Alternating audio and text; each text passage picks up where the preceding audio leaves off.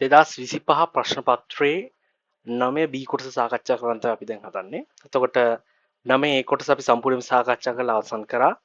ඒක channel එකේ තියෙනවා අප්ලෝඩ් කරලා තියෙන්නේ. ඒක ඔයගොල්ලෝට බලන්න පුළුවන්. එතකොට අද අපි සාකච්ඡා කරන්නේ ඒකේ B කොටස. 9 B කියන කොටස. ඒ කියන්නේ රසායනික ගණනය කොටස. අපි එතකොට SPD කොටස එදා සම්පූර්ණයෙන් සාකච්ඡා කරලා ඉවර කරා. 9 B කොටස ඒවත් SPD කොටස මොකද රසායනික ගණනය කොටස තමයි දැන් අද අතරට අපිට සාකච්ඡා කරන්න තියෙන්නේ. right අපි ප්‍රශ්න බලමු. සිඩරයිට් නැමැති khනිජයෙහි ප්‍රධාන වශයෙන් FeCO3 අඩංගු වෙනවලු. හුණුගල් වල ඇති කැල්සියම් කාබනයෙහි අඩංගු කැල්සියම් 2+ අයන දිගු ගලක් තිස්සේ ෆෙරස් අයන මගින් විස්ථාපනය වූ සිඩරයිට් සෑදේ. මේ නිසා සිඩරයිට්හි FeCO3 කැල්සියම් කාබනේට් සමග මිශ්‍රව පවතිනවලු. එතකොට දැන් ඔය සිඩරයිට් right සිඩරයිට් කියන khනිජය ඇතුලේ දැන් මොනවද තියෙන එතකොට FeCO3 හරි ඒ වගේම තමයි කැල්සියම් කාබනේට් තියෙනවලු මීට අමතරව සිලිකා වැනි අපද්‍රව්‍යද සුළු වශයෙන් සිඩරයිට් තුල අඩංගුනවලු. ඒ කියන්නේ මීට අමතරව තව මොනවද තියෙන්නේ අපද්‍රව්‍යයක් තියෙනවලු right. අතර මේ khනිජය ඇතුලේ සිඩරයිට් කියන khනිජය සම්පූර්ණයෙන්ම FeCO3 සහ කැල්සියම් කාබනේට් CaCO3 විතරක් නෙමේ සමන්විත වෙන්නේ තව අපද්‍රව්‍යත් අන්තර්ගත වෙනවා. ඔන්න දැන් එතකොට ඕකේ ඇතුලේ තියෙන කැල්සියම් කාබනේට් ප්‍රතිශතය FeCO3 ප්‍රතිශතය හොයන්න තමයි ඔයාට මේන්ලි වැඩ දෙකක් කරලා තියෙනවා. මොනවද? ඔන්න මුලින්ම මෙවැනි සිඩරයිට් සාම්පලයක හරි සිඩරයිට් සාම්පලයක ග්‍රෑම් 8.5ක් ඔක්සිජන් රහිත අන්න හරි වැදගත් එකක්. ඔක්සිජන් රහිත. හරි ඔක්සිජන් රහිත දහනයක් හරි ඔක්සිජන් රහිතව 900 සෙල්සියස් දී ස්කන්ධය දක්වාත් අපයෝජනය කරනවා. එවිට ඉතිරි සාම්පලය ස්කන්ධය 5.2ක් වුණාලු. තාප වියෝජනයේදී කැල්සියම් කාබනේට් කැල්සියම් ඔක්සයිඩ් බවට හා FeCO3 FeO බවට පත් වුණාලු. හරි. එතන මුලින් මේකේ මොකද වෙලා තියෙන්නේ? සිඩරයිට් සාම්පලෙන් ග්‍රෑම් 8.5. දැන් සිඩරයිට් ඇතුලේ තියෙනවනේ මේ තුන් දෙනා. එතකොට සිඩරයිට් සාම්පලේ ග්‍රෑම් 8.5ක් අරගෙන ග්‍රෑම් 8.5ක් අරගෙන සිඩරයිට්ෙන් ග්‍රෑම් 8.5ක් අරගෙන අපි මොකද කරන්නේ? ඒක ඔක්සිජන් රහිතව 900 සෙල්සියස් දී තාප වියෝජනයෙන් ලක් කරනවා. එතකොට මොකද වෙන්නේ? මේකේ තියෙන කැල්සියම් කාබනේට් කැල්සියම් ඔක්සයිඩ් බවට හා මේ FeCO3 කියන එක නා FeO බවට පත් වෙනාලු. right. එතකොට ඔයාලට හොඳ ආකාරයෙන් පේනවා කැල්සියම් කාබනේට් දැන් වියෝජනයක් බවට පත් කරාට පස්සේ කැල්සියම් ඔක්සයිඩ් විතරක් නෙමෙයි ලැබෙන්නේ. තාම මොනවද ලැබෙන්නේ? මේ බැලන්ස් මේ රියැක්ෂන් එක බැලන්ස් නැහැ. තුලිත සමීකරණයක් නෙමෙයි. මොකක්ද දෙන්න ඕන තව? කැල්සියම් ඔක්සයිඩ් සහ ඔයාලට හොඳට පේනවා කාබන් කියපු තැනක් නැහැ. තව ඔක්සිජන් දෙන්නකුත් නැහැ. මොකෝ වෙන කාබන් ඩයොක්සයිඩ් වෙනවා. ඒ විදිහට තමයි මෙතනත් කාබන් ඩයොක්සයිඩ් වෙනවා. හරි. එතකොට කැල්සියම් කාබනේට් කියන්නේ මොකද්ද? මේ සිඩරයිට් කියන ඝණයන්නේ. FeO කියන්නේත් ඝණයක්. හරි. මේ ස්ටේට් දානෙක් කරන්නේ. හරි. එතකොට මේ කාබන් ඩයොක්සයිඩ් ගෑස් මේක දෙකම ගෑසස් වෙනවා. එතකොට දැන් ග්‍රෑම් 8.5 හිටියේ මෙයාතුයි මෙයාතුයි. හරි. ග්‍රෑම් 8.5 හිටියේ මෙයාතුයි. රත් කරාට පස්සේ මොකද්ද වෙන්නේ? වියෝජනේ ලක් වුණාට පස්සේ තවත් ඝණයක් සහ කාබන් ඩයොක්සයිඩ් බවට පත් වෙනවා. මේ තවත් ඝණයක් සහ කාබන් ඩයොක්සයිඩ් බවට පත් වෙනවා. හරි තවත් ඝණයක් සහ කාබන් ඩයොක්සයිඩ් බවට පත් වෙනවා. ඒ කියන්නේ මොකද්ද වෙන්නේ? කාබන් ඩයොක්සයිඩ් කියන්නේ වායුවක්නේ. වියෝජනේ ලක් කරාට පස්සේ මොකෝ වෙන්නේ? හරි. මෙයා වියෝජනේ ලක් කරාට පස්සේ හරි මේ වංශන් එකට අල්ලලා ගිහලා හිතන්න වියෝජනේ ලක් කරාට පස්සේ මොකෝ වෙන්නේ? පිට වෙලා යනවා කාබන් ඩයොක්සයිඩ් වායු විදිහට. එතකොට මොකද වෙන්නේ? ස්කන්ධය හානි වීමකට ලක් වෙනවා. ස්කන්ධය අඩු වීමකට ලක් වෙනවා. ඒතර අඩු වීමකට ලක් වෙන හේතුව මොකද්ද? මෙන්න මේ ගෑසියස් ස්ටේට් එකේ තියෙන කාබන් ඩයොක්සයිඩ් නිසා. හොඳට ඒක ඔලුවට දාගන්න. හරි. එතකොට එච්චරමයි සිද්ධිය තියෙන්නේ. හරි කාබන් ඩයොක්සයිඩ් පිටවීම නිසා තමයි උනේ. කොච්චරද? කොච්චර කඩුලාද? මුලදී 8.5ක් තිබ්බා. රත් කරාට පස්සේ මේකපත් වෙලා තියෙනවා ග්‍රෑම් කීයද 5.2ක් දක්වා 8.5 ග්‍රෑම් ඉඳන් කීයට වැටුණාද 8.5 ග්‍රෑම් දැන් 5.2 ග්‍රෑම්ට වැටුණා. ඒ වැටුනේ මොකක් නිසාද? කාබන් ඩයොක්සයිඩ් අඩුවීම නිසා. හරි. කාබන් ඩයොක්සයිඩ් ගෑස් අඩුවීම නිසා. හරි. එතනින් අපිට ඔයාලට කෙලින්ම තේරෙනවා එතකොට 8.5 දැන් 5.2ට ග්‍රෑම් අඩු වුණා නේ කියන්නේ. අඩු වුණ නේ අඩු වුණ ස්කන්ධය අඩු වූ ස්කන්ධය සමාන වෙනවා මොකද්ද? කාබන් ඩයොක්සයිඩ් ස්කන්ධය. කාබන් ඩයොක්සයිඩ් ගෑස් ස්කන්ධයට සමාන වෙනවා. හරි. ඒ කියන්නේ කීයද? 8.5න් 5.2 ග්‍රෑම් අඩු කරා නම් හරි. ඒ කියන්නේ ආසන්නව කීයද? 0.8 කියන 6යි 2.5 ඒ කියන්නේ 3.3යි නේ. 3.3යි නෙමෙයි. ඔව් 3.3ක් තමයි. right 3.3 ග්‍රෑම් තමයි. එතකොට කාබන් ඩයොක්සයිඩ් ප්‍රමාණය. එතකොට අපිට කාබන් ඩයොක්සයිඩ් විතර මවුල ගන්න හොයන්න පුළුවන් නේ. අපි කෙලින් මේක හොයලා තියෙමු. එතකොට වැඩි ලේසියිනේ. එතකොට කාබන් ඩයොක්සයිඩ් මවුල ගන්න කීයද? මෙන්න ග්‍රෑම් ගන්න 3.3යි. right එතකොට අපිට හොයන්න පුළුවන් CO2 මවුල ගණන කීයද? 3.3 ග්‍රෑම් බෙදුවා නම් හරිය කීයද? මෞලික ස්කන්ධය හේවත් කාබන් ඩයොක්සයිඩ් වල මෞලික ස්කන්ධය 44යි. 44යි ග්‍රෑම් මෝලට. ඒකට පේනවා ලස්සනට මේ ග්‍රෑම් ටු ග්‍රෑම් කැපිලා ගිහින් කීයක් එනවද මේකේ? 0.075යි. හරි?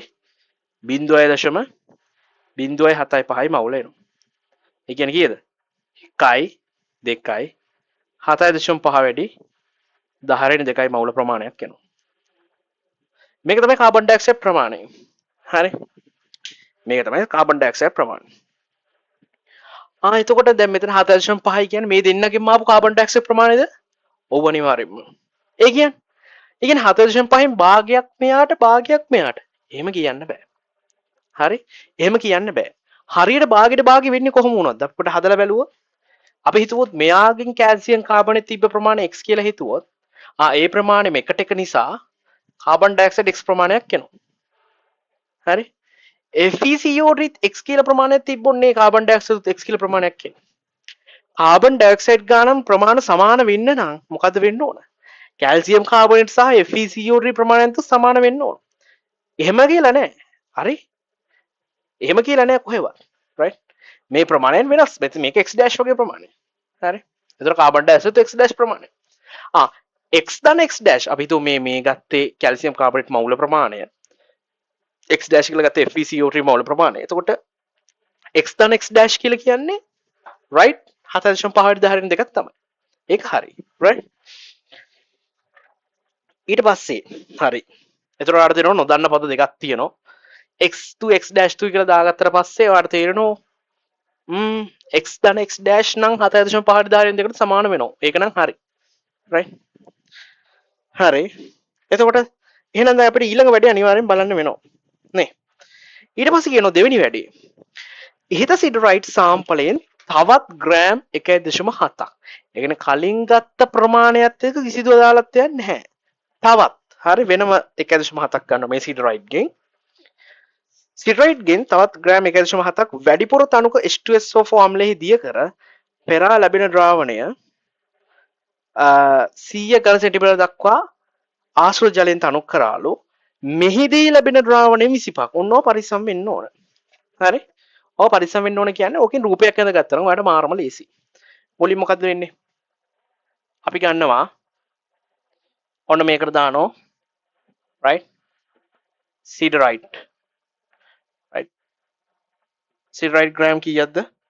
ග්‍රෑම් 1.7ක් දානවා. හරි? siderite ග්‍රෑම් 1.7ක් දානවා. ඊට පස්සේ තව මොනවද දාන්නේ? තනුක H2SO4 දිය කර. ඇයි තනුක H2SO4 දාන්නේ? මේක ඝනයක්නේ. මේක අපි දිය කර ගන්න ඕන. වතුර දැම්ම පළියට දිය වෙන්නේ නැහැ. වතුර දැම්ම මොකෝ වෙන්නේ? අර අවක්ෂේපයක් විදිහට තියෙනවා. අපිට මොකද කරන්න ඕනේ? මේක සම්පූර්ණයෙන්ම දිය කර ගන්න ඕන නිසා අපි දානවා තනුක H2SO4 ටික. තනුක H2SO4 ටිකකුත් දාලා අර තනුක H2SO4 ටිකකුත් දාලා ඊට පස්සේ මොකද කරන්නේ? මේ ද්‍රාවණය අපි ඝන සෙන්ටිමීටර 100ක් දක්වා ඒ කියන්නේ පරිමාව 100ක් කරගන්නවා. right පරිමාව 100ක් කරගන්නවා මොනවද වතුර දාලා. එතකොට දැන් මේ ඝන සෙන්ටිමීටර 100ක් ඇතුලේ මොනවද සිඩරයිට් තියෙන්නේ? සිඩරයිට් ග්‍රෑම් 1.7 තමයි තියෙන්නේ. හරි? සිටරයිට් ග්‍රෑම් 1.7ම තමයි තියෙන්නේ. ඒක වෙනසක් නැහැ. ඊට පස්සේ මොකද කරන්නේ? ඒ 100න් 25ක් තමයි කරන්නේ. ඔන්න ඕව පරිස්සම් වෙන්න ඕන. මේ 100න් අපි 25යි ගන්න. right? 25යි ඝන සෙන්ටිමීටර තමයි ගන්න. ඒ කියන්නේ 4න් එකක් නේ. 100න් 25යි ගන්න. මොකටද? අනුමාපන වැඩේට. හරි අනුමාපන වැඩේ ගන්න 100න් 25යි.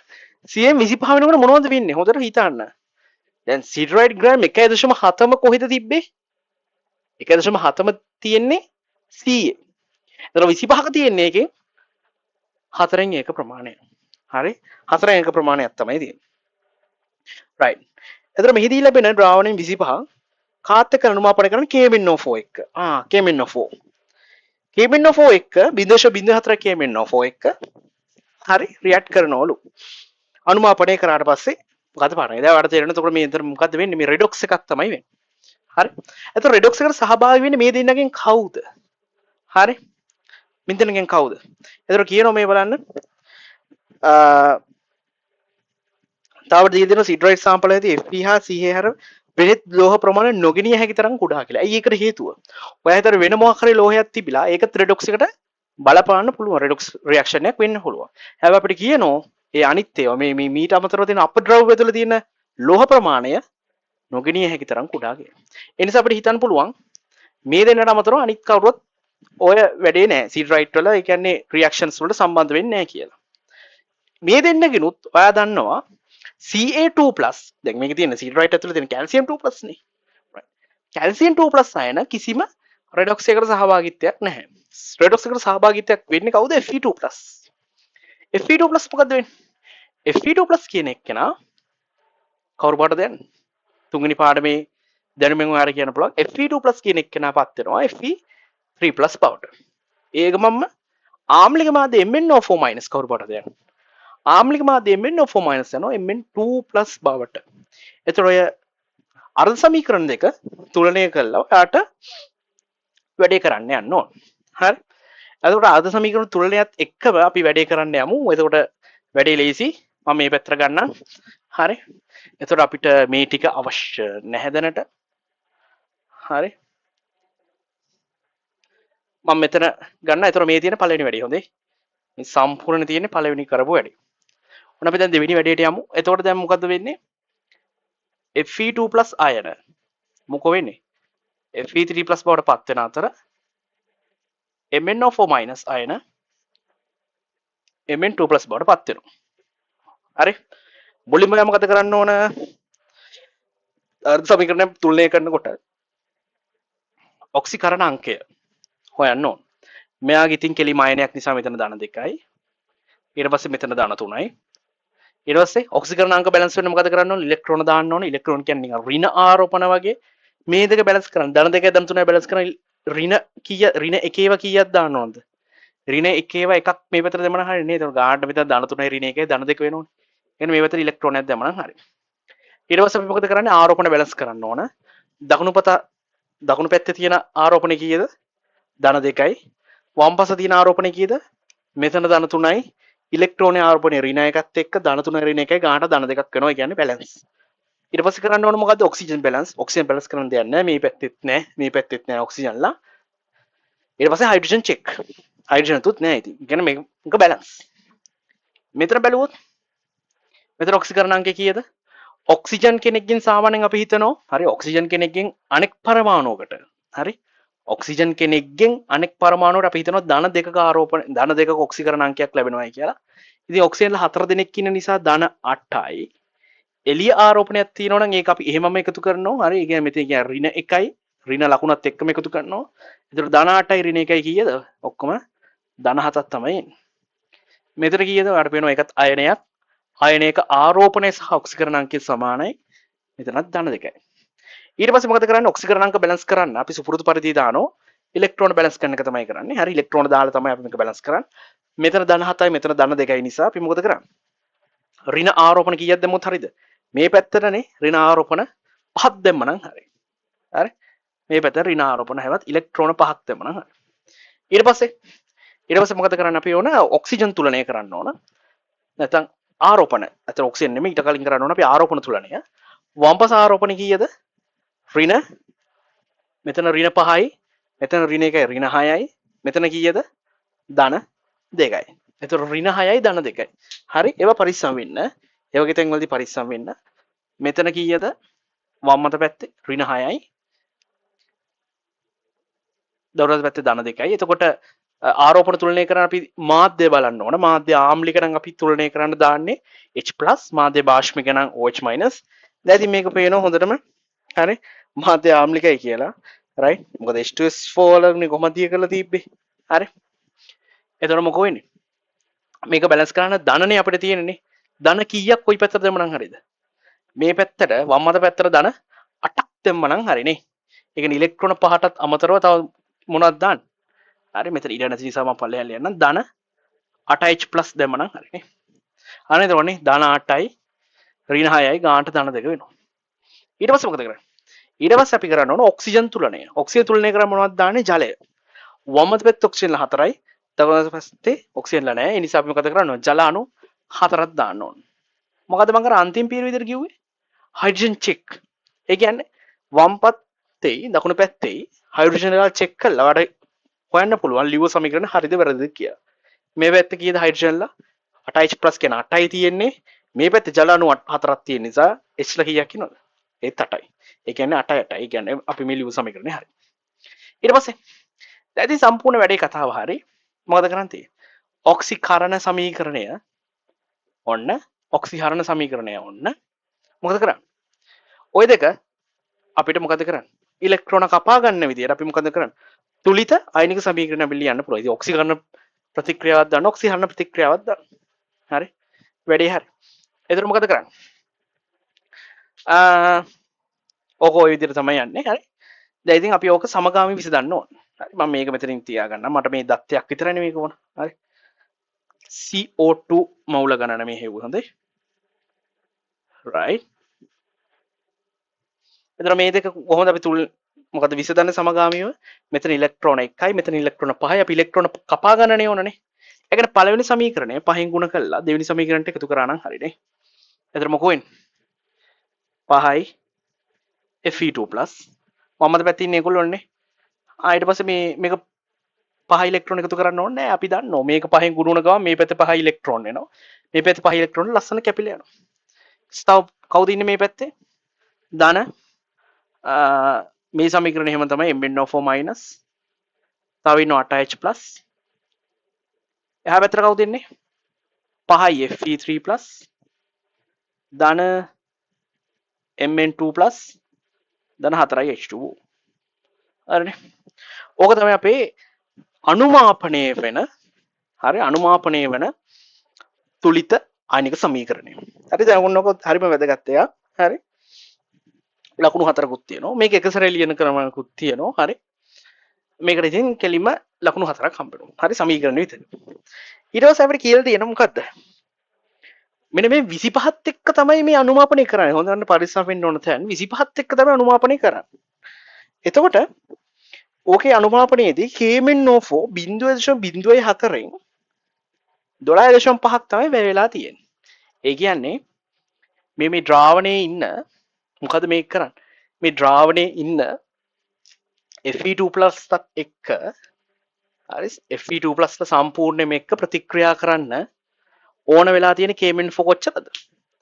හරි KMnO4 ඕන වෙලා තියෙන්නේ 0.04න් හරි 0.04න් 12.5යි. ඒ නිසා අපිට හොයන්න පුළුවන් කෙලින්ම වැය වූ MnO4- මවුල ගණන කීයද? 0.04න් 12.5ක්. ඕක තමයි ප්‍රමාණය. හරි 0.04න් 12.5. හරි. එතකොට ඕකනේ ඕනුනේ. හරි එතකොට KMnO4 ප්‍රමාණය ඕක. ඕක සුළු කරොත් ඔයාලට කියන්න පුළුවන් මේක නිකන් කීය වගේද? 12.5 මේක ගුණ කරාට පස්සේ කීයද? 12.5ව 4ක් ඇත්තරම කීයද? 12.5ව 4ක් 4ක් කියන 50යි. right? 50ක් එන්නේ. මට මේක නිකන් 0.04 ලියන්න පුළුවන් නේද? 4 අඩි 10 2යි කියලා. හරි 4 වැඩි 10 ඍණ 2යි කියලා ලියන්න පුළුවන්. එතකොට 12.5 වතාවක් 4 කියන 50නේ. මේකට මේ කැපුල ගියාට පස්සේ මෙතන මේ 4 වතාවක් 12.5 කියන 50යි. 50 වරක් කීයද? 20 තමයි 1000 කියලා කියන්නේ. එතකොට 1ට 20 වතාවක් 1ට 20 වතාවක් 10 ඍණ 2. ඒ කියන්නේ නිකන් කී වගේද? මම මෙතන දැම්මොත් 1 වැඩි 1ට 10 ඍණ 2 කියන්නේ කීයද? 0.1ට නෑ 0යි 10ටත් නෑ 100ට 5යි 10 ඍණ 2යි ආයෙ වාට මේක සුළු කරාට කියන්න පුළුවන් 5ට 10 ඍණ 4ක් තමයි මවුල ඕන මේක තමයි ඕන උන හරි මේ fe2 25ක තියෙන fe2 වලට හරි 25ක තියෙන fe2 වලට ඕන කරපු MnO4- ප්‍රමාණය. එතකොට අපිට දාන්නෝ හරි MnO4- ප්‍රමාණය මේ MnO4- ප්‍රමාණය 5 වැඩි 10 ඍණ 4 නම් fe2 ප්‍රමාණය හොයන්න පුළුවන් නේ. ඒ මොකද MnO4- හරි MnO4- එකට fe2 කීයක් ඉන්නවද? 5ක් ඉන්නවා.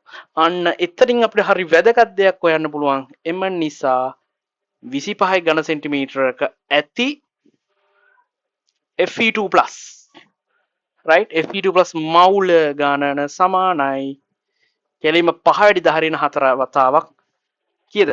MnO4- එකකට 5ක් තියෙනවනේ. මේක 5න් ගුණ වෙන්න ඕන. ඒ කියන්නේ 25 වැඩි 10 ඍණ 4යි මවුල තමයි ඉන්නේ. 25 වැඩි 10 ඍණ 4යි මවුල ප්‍රමාණය කීයක තියෙද? කොච්චරකද? 25ක. ඔන්න පරිස්සම් වෙන්න ඕන දැන්. එතකොට ඒ ප්‍රමාණයද ඇත්තටම අර 1.7ක තියෙන්නේ? නෑ. 1.7ක සීට් රයිට් 1.7ක් තිබ්බේ ඝන සෙන්ටිමීටර 100ක තමයි අපි දිය කරේ. හරි? හදාගත්ත 100ක. 100න් 25යි අපි ගත්තේ මොකටද? අනුමාපනයට. හරි? එතකොට 100ක තියෙන ප්‍රමාණය අපිට හොයන්න පුළුවන්. මේක තමයි 25ක තියෙන ප්‍රමාණය. 100ක තියෙන ප්‍රමාණය කොහොමද එතකොට? හරි? 100ක තියෙන ප්‍රමාණය කොහොමද? මේ දත්තෙත් ඕනේ නෑනේ. හරි? කාබන් ඩයොක්සයිඩ් ස්කන්ධ නම නම් ඕනේ නෑ දැන්. වැදගත් ඩේටා එක අපි ලියාගත්තා. හරි? right.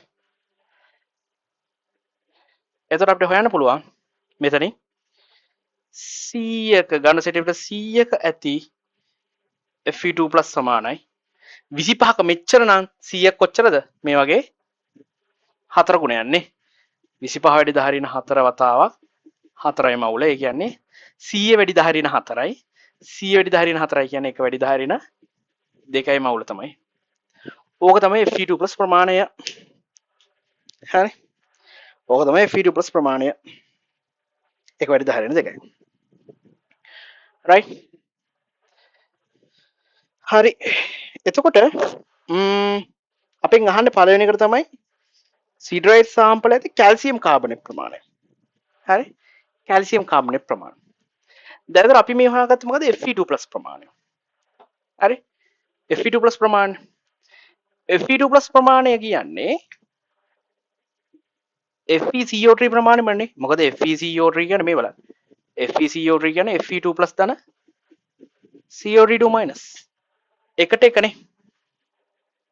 එකට එක. ඒ කියන්නේ මේ තියෙන FeCO3 ප්‍රමාණයම තමයි. right? හරි? FeCO3 ප්‍රමාණය තමයි. හරි? FeCO3 ප්‍රමාණයම තමයි. එතකොට කැල්සියම් කාබනේට් ප්‍රමාණය කොහොමද හොයන්නේ? ඒකට දාන්න මෙන්න මේක සෙට් කරගත්තා නම් වැඩේ හරි. හරි? ඒකට දාගන්න ඔය වැඩේ කරගත්තා නම් හරි. හරිම සරලයි. right? කොහොමද අපි එතකොට කරන්නේ? දැන් ග්‍රෑම් 1.7කනේ නේ ඝන සෙන්ටිමීටර 100ක නැත්තම් ග්‍රෑම් 1 ඝන සෙන්ටිමීටර 100ක් කියන ග්‍රෑම් 1.7කනේ නේ ග්‍රෑම් 1.7කනේ මේක තමයි ග්‍රෑම් 1.7ක තියෙන හරි ග්‍රෑම් 1.7ක තියෙන FeCO3 ප්‍රමාණය අපි මේ වැඩේ කරේ කොහොකටද මේ වැඩේ කරේ අපි ග්‍රෑම් 8.5කට හරි එතකොට 1.7කට අපිට මෙහෙම ලියන්න පුළුවන් 1.7කට 1.7කට 1 වැඩි 10 ඍණ 2ක් නම් කීයකටද 8.5කට කොච්චරද කියලා අපිට බලන්න පුළුවන් right අනුපාතයෙන් ඔයක හොයාගන්න පුළුවන් එතකොට අපි ඒක හොයමු හරි ඔක ටක් ගාලා හොයන්න පුළුවන් කොහමද මේ අනුපාත දෙක ගන්න තියෙන්නේ අනුපාත දෙක බෙදලා ගන්න හරි දාලා මේක සමාන කරන්න පුළුවන් එතකොට කෙලින්ම x dash වෙනවා 8.5 බෙදීම 1.7 වතාවක් 1 වැඩි 10 ඍණ 2යි 1.7 වගේ කීයක්ද 5ක් නේද? ඔව්. ඒ කියන්නේ 5 වැඩි 10 ඍණ 2යි මවුල ප්‍රමාණයක් තමයි 5 වැඩි 10 ඍණ 2 මවුල ප්‍රමාණයක් තමයි අපිට මොනවද තියෙන්නේ මේ x dash කියන්නේ මොනවද? හොඳට ඒක ක්ලියර්ලි කියන්න ග්‍රෑම් 8.5ක ඇති FeCO3 මවුල ගන්න. හරි? FeCO3 මවුල ගන්න. එතකොට 5 වැඩි 10 ඍණ 2ක්. ඒ කියන්නේ x dash කියලා කියන්නේ දැක්කනේ මේ එන්න 5 වැඩි 10 ඍණ 2 FeCO3 ප්‍රමාණය. හරි? 5 වැඩි 10 ඍණ 2යි. එතකොට ඒ ප්‍රමාණය වගේ ප්‍රමාණයම කාබන් ඩයොක්සයිඩ් ආවා. අපි මුළු ප්‍රමාණය දන්න ඕනේ. මුළු ප්‍රමාණය කීයද? 7.5 වැඩි 10 ඍණ 2ක්. ඒ කියන්නේ x ධන 5 වැඩි 10 ඍණ 2ක් තමයි 7.5 වැඩි 10 ඍණ 2ක් ආවේ. ඒ කියන්නේ මට නිකම්ම කියන්න පුළුවන් මේ කීයද? 2.5 වැඩි 10 ඍණ 2යි. ඒ කියන්නේ මේකත් කීයද? 2.5 වැඩි 10 ඍණ 2යි. ඔන්න ඕක තමයි කැල්සියම් කාබනේට් මවුල කරන්නේ. ලේසිනේ? හරි. ඕක තමයි ලේසිම කතාව. ඉතින් කැල්සියම් කාබනේට් මවුල ගන්න දන්නෝ. මවුලික ස්කන්ධය කීයද? 100යි. හරි. මවුලික ස්කන්ධය 100යි. දැන් 2.5 වැඩි 10 ඍණ 2 100 ගුණ කරපුවාම කෙලින්ම මවුල කීයද? සෝරි. ස්කන්ධය ග්‍රෑම් 2.5යි. ග්‍රෑම් 2.5ක් තිබ්බේ කාගේද? 8.5ක. හරි. ඒතර නිකම් මේක හදන්න පුළුවන්. ඒතරගෙන් ප්‍රතිශතය ඇහුවොත්. හරි ප්‍රතිශතය ඇහුවොත් කීයද? ප්‍රතිශතය ඇහුවොත් ඒ කියන්නේ දැන් කැල්සියම් කාබනේට් ස්කන්ධය හරිනේ ග්‍රෑම් 2.5. ඒ ස්ටෙප්ස් ලියන්න හරි. මවුල ගාන මෙහෙමයි. හරි. මම ඉතින් මේ වීඩියෝ එක දික් කරන නිසා කරන්න යන්නේ නැහැ මේක. හරි නැත්තම් තේරුම් නැහැ නේ. එතකොට දැන් ඔයාලට පේනවා ග්‍රෑම් 2.5යි. ප්‍රතිශතය ඇහුවොත් හරි. ප්‍රතිශතය සමානයි ග්‍රෑම් 2.5න් මුළු ප්‍රමාණය කීයද 8.5කනේ තිබ්බනේ. ඕක 100න් ගුණ කරා නම් හරි. මේන්න මේක තමයි ප්‍රතිශතය කියලා කියන්නේ. හරි. ඔයාලට උත්තරයක් එවි 29.4ක් තමයි 100 තියෙන්නේ. හරි. ඒක හරිම ලේසි.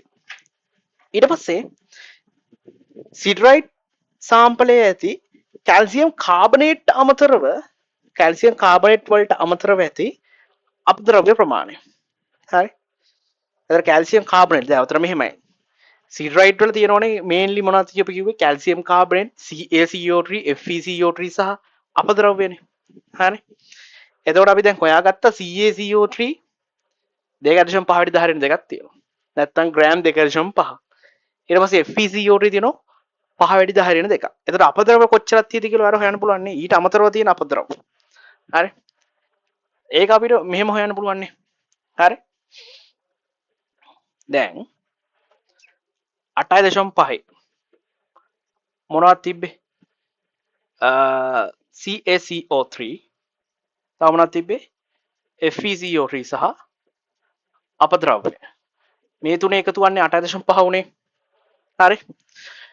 එතකොට CaCO3 තිබ්බ ග්‍රෑම් කීයද? 2.5ක්. ග්‍රෑම්. FeCO3 කොච්චරක් තිබ්බද? මවුල තිබ්බ 5 වැඩි 10 න් දෙකක්. ඒකේ මෞලික ස්කන්ධය කීයද FeCO3 වල? මෞලික ස්කන්ධ 116යි. වැඩි කිරීම 116ක කියලා ප්‍රමාණයක් තියෙනවා. ධන අපද්‍රව්‍ය ස්කන්ධයනේ. ඉතිරිලා තියෙන අපද්‍රව්‍යනේ. අපද්‍රව්‍ය ස්කන්ධය මේ තුනේම එකතුව කීයක් වෙන්න ඕනද? තුනේම එකතුව තමයි 8.5 ග්‍රෑම් වෙන්නේ. එතකොට ඔයාලට අපද්‍රව්‍ය ස්කන්ධය මේක සුළු කරාට පස්සේ එකම නොදන්න පදේ අපද්‍රව්‍ය ස්කන්ධයනේ. ඔයාලට අපද්‍රව්‍ය ස්කන්ධය හොයන්න පුළුවන්. ඔයාලට එනවා කීයද? ග්‍රෑම් 8.3. හරි මේ දෙක සුළු කරාට පස්සේ ඔයාලට එනවා මේ දෙක සුළු කරාට පස්සේ right මේ දෙකේ එකතු වෙනවා ග්‍රෑම් 8.3ක් 8.3ක් තමයි මේ දෙකේ එකතුව. එතකොට මේක එහාට ගියාට පස්සේ ඔයාලට එනවා ග්‍රෑම් 0.2ක්. හරි. ඔයාගේ ඒකිනුත් අහන්නේ මොකද්ද? ප්‍රතිශතයක්. හරි. ඉතින් අපද්‍රව්‍ය ප්‍රතිශතය right අපද්‍රව්‍ය ප්‍රතිශතය මොකෝ වෙන හැම වෙලාවෙම ප්‍රතිශතය කියන්නේ මොකද්ද? මුළු ප්‍රමාණයනේ ග්‍රෑම් 8.5කින් ග්‍රෑම් 0.2යි තියෙන්නේ right ග්‍රෑම් 0.2යි තියෙන්නේ. ප්‍රතිශතයක් කියන්නේ 100න් ගුණ කර යුතුයමයි. හරි.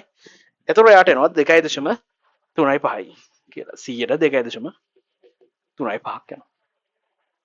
right හරි. ඊට පස්සේ අන්තිම කොටස. ඊට පස්සේ අහනවා ඔන්න සිඩරයිට් සාම්පලයේ ග්‍රෑම් 8.5 ඔන්න වෙනම සිඩරයිට් ග්‍රෑම් 8.5ක් අරගෙන ඔක්සිජන් වායෝ හමුවේ වියෝජනය කළ විට අන්න පරිස්සම් වෙන්න ඕන තැන. දැන් කලින් කතා කරේ මොකද්ද පළවෙනි කොටස? ප්‍රශ්නෙට හරවලා බලන්න. ඔක්සිජන් නැතුව අපි හරි වියෝජනය කරා. දැන් ඔක්සිජන් දාලා. ඔක්සිජන් දාලා වියෝජනය කරාට පස්සේ මොකද කරන්නේ? FeCO3 කියන එක වියෝජනය වුණාට පස්සේ Fe2O3 right Fe3O4 මවුල එකට එක වන පරිදි වියෝජනය වනවාලු. අලුත්ම කතාවක්. right අලුත්ම කතාවක්. මොකද්ද වෙන්නේ? FeCO3 කියලා වෙනම විදියකට FeCO3 ඔක්සිජන් තිබ්බට පස්සේ දැක්කන FeCO3 ඔක්සිජන් නැතුව නම් මොකෝ වුනේ FeO දන කාබන් ඩයොක්සයිඩ් වුණා. දැන් FeCO3 කියන එක කෙනා FeCO3 කියන එක ඔක්සිජන් එක්ක කොහොමද දහනය වෙන්නේ? Fe2O3 සහ Fe3O4 කියන එක කෙනා එකට එක වෙන විදිහකට තමයි එන්නේ. හරි? මීට අතර තව මොනවද වෙන්නේ? ඔක්සිජන් එක දහනය කරාට පස්සේ මෙතන කාබන් ඉන්න ඕනේ. අනිවාර්යෙන් මොකෝ වෙන්න ඕනේ? කාබන් ඩයොක්සයිඩ් ලැබිය යුතුමයි. තුලනය කරනකොට දැන් එකට එක නිසා Fe2 මෙතන Fe ඔක්කොම කීයක් වෙනවද දකුණු පැත්තේ? 5ක් ඉන්නවා. නිසා අනිවාර්යෙන් මෙතන 5ක් දාගන්න ඕන. 5ක් දාගන්න ඕන නිසා කාබන් ඩයොක්සයිඩ් මොකෝ වෙන්නේ? 5ක් දාන්න. අතර ඔක්සිජන් ප්‍රමාණය බැලන්ස් කරගත්තා නම් හරි. මේ පැත්තේ ඔක්සිජන්ල කීයක් ඉන්නවද ඔක්කොම? 3යි 4යි 7යි 7යි 10යි 17යි. right 17යි. ඊට පස්සේ මෙතන කීයද? හරි. මෙතන ගානට 15යි 2යි 17 වෙලා යනවා. හරි. එතකොට ඒක ලස්සනට බැලන්ස් වෙලා ගියා. ඊට පස්සේ කියනවා වියෝජනය වන අතර කැල්සියම් කාබනේට් කැල්සියම් ඔක්සයිඩ් බවට වියෝජනය වෙනවලු. මෙම තාප වියෝජනයෙන් පසු ඉතිරි වන අවශේෂණ ස්කන්ධය හරිම ලේසි. ඉතින් කැල්සියම් කාබනේට් කොහොමද වියෝජනය වෙනවා? කැල්සියම් ඔක්සයිඩ් දන කාබන් ඩයොක්සයිඩ් විදියට. හරි. ග්‍රෑම් 8.5. right gram 8.5. එතකොට කොහොමද වැඩේ වෙන්නේ? එතකොට දැන් එතකොට සිඩරයිට් මෙතනදී යූස් කරේ. දැන් මෙතනදී සිඩරයිට් කොච්චරද ඔන්නෝක් ගැන පරිස්සම් වෙනවා. සිඩරයිට් ග්‍රෑම් 8.5. සිඩරයිට් ග්‍රෑම් 8.5ක් තමයි තියෙන්නේ. එතකොට දැන් අපි කලින් හොයාගත්තා අර සිඩරයිට් සාම්පලයේ තියෙන මොකද්ද ප්‍රතිශත කොච්චරක් ඉන්නවද? හරි අපි දැන් පළවෙනි කොටස හෙව්වා CaCO3 ඉන්න කොච්චරක්? 29.4. හරි CaCO3 ඉන්න 29.4. right එතකොට අපි කලින් යූස් කරේත් කොහොමද ග්‍රෑම් 8.5 නේ මුලදීම නේ මුලදීම අපි කොහොමද හොයාගත්තා කැල්සියම් කාබනේට් කොච්චරක් ඉන්නවද? ග්‍රෑම් 8.5. හරි කැල්සියම් කාබනේට් ඉන්නේ 0.025 නේ කැල්සියම් කාබනේට් ඉන්නේ 0.025යි මොනවද මවුල. හරි ඊට පස්සේ ඒ වගේම තමයි අපි FeCO3 හරි FeCO3 හොයාගත්තා කොච්චරක් ඉන්නවද කියලා. ග්‍රෑම් 8.5ක ඉන්නෝ FeCO3 0.05. හරි FeCO3 ඉන්නෝ 0.05. ලේසි. හරි 0.05. එතකොට පළයන් ලියමු 0.05. එතකොට අපෙන් අහනෝ මොනවද ඉන්නේ ඉතිරි අවශේෂ? හරිම සරලයි. මොනවද එතන අවශේෂ තියෙන්නේ? වායු, මේක වායු, මේක ඝන, මේක වායු. එතකොට අපිට ඝන විදියට ඉන්නේ කවුද? මෙයා සහ මෙයා.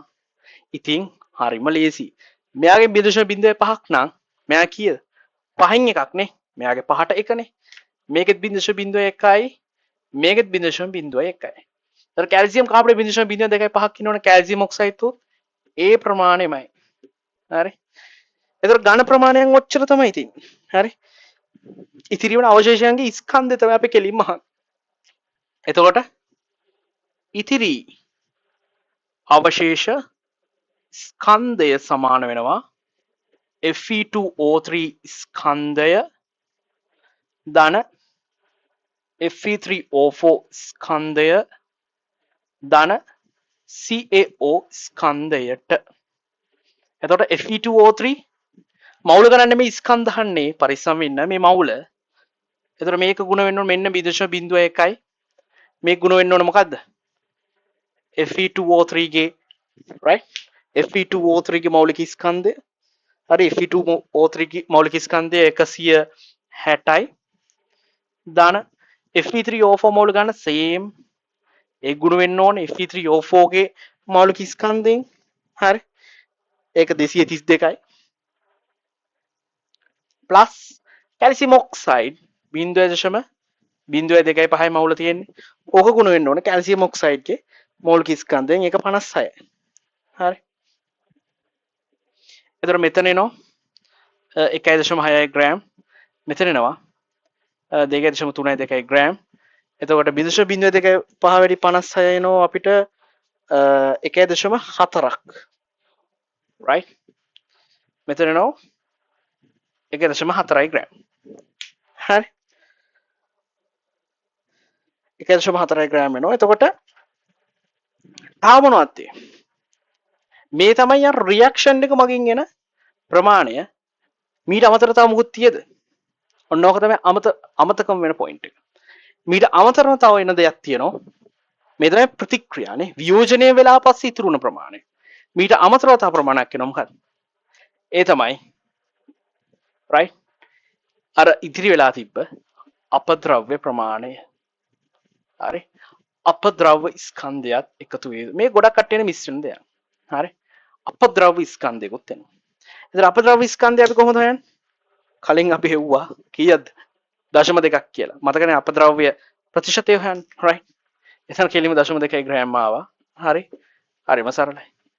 ඒ 0.2 ග්‍රෑම් තුත් එකතු විය යුතුය. හරි. එතකොට එන ඔයාට ලස්සන්ට 5.52 ග්‍රෑම් කියලා. ඔන්න ඕක තමයි. එතකොට 9B කියන ප්‍රශ්නේ තියෙන්නේ. හරි.